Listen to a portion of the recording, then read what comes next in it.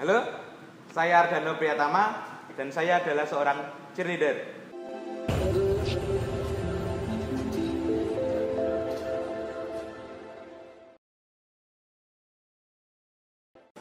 Pada awalnya saya nggak ada perasaan tertarik ataupun membayangkan bahwa saya akan menjadi seorang cheerleader.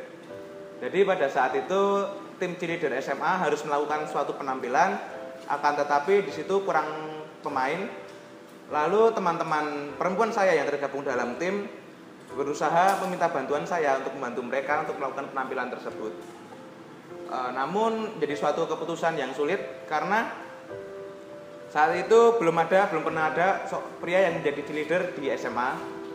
Lalu dengan sedikit bujukan, akhirnya saya memutuskan untuk mau, asal dengan satu syarat, harus ada teman pria lain yang mau menemani saya. Lalu mencari, akhirnya ada satu teman pria yang mau, dan akhirnya saya ikut latihan dan akhirnya kami tampil. Lalu saya memutuskan untuk bergabung ke dalam tim cheerleader SMA saya. Tanggapan teman-teman pada saat itu ada dua, yaitu mereka yang mendukung dan mereka yang menolak. Mereka yang mendukung kebanyakan menghargai keputusan saya untuk membantu teman-teman dan juga menghargai keputusan saya untuk berani bergabung sebagai seorang cheerleader pria pertama di SMA saya dulu. Mereka yang menolak kebanyakan adalah teman pria, di mana mereka mengatai saya sebagai sudah gendut, hitam, berkumis, tapi ikutnya cheerleader sambil tertawa-tawa dan menirukan gerakan-gerakan cheerleader. Pandangan sekolah saya dulu, mereka seperti tidak mendukung kami sebagai seorang cheerleader, di mana mereka tidak mensupport secara finansial. Pernah harus mengikuti suatu perlombaan. Di situ kami diharuskan untuk membayar biaya pendaftaran, akan tetapi sekolah tidak mau memberikan bantuan.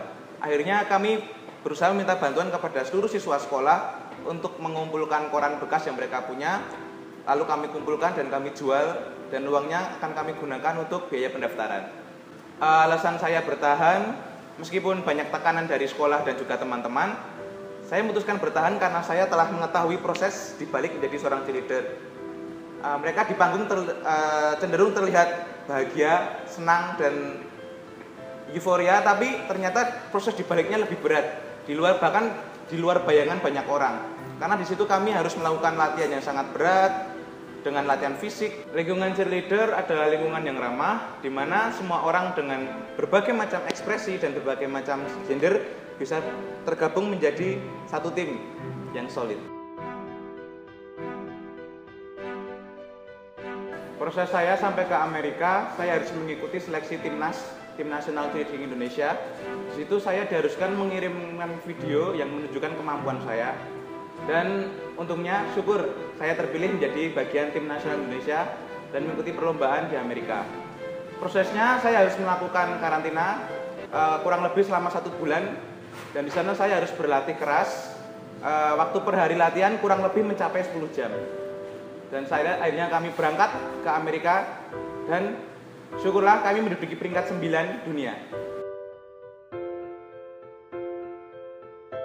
Tantangan selama proses dan perlombaan, yang jelas di sini kami harus siap mental, karena untuk perlombaan kami harus berhadapan dengan negara-negara lain yang tentunya lebih berpengalaman daripada Indonesia dalam bidang cheerleading.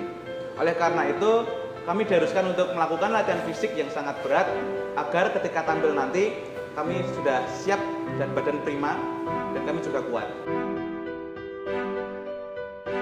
Yang membuat saya meneruskan cheerleader meskipun telah lulus SMA adalah karena saya sudah merasa jatuh cinta pada bidang ini. Dan saya ingin mencapai pencapaian tertinggi, di mana saya tidak mau menjadi biasa-biasa saja. Saya harus bisa menjadi luar biasa dalam bidang yang saya sukai. Untuk teman-teman, jangan pernah malu ataupun takut untuk menjadi diri sendiri. Jangan pernah peduli kepada omongan orang lain karena mereka tidak tahu siapa kalian. Berprestasilah di jalanmu. Jangan mau jadi orang biasa, jadilah orang yang luar biasa. Jangan ragu untuk menjadi berbeda, karena apabila semua orang sama, dunia nggak asik. Dan yang jelas satu, percaya diri.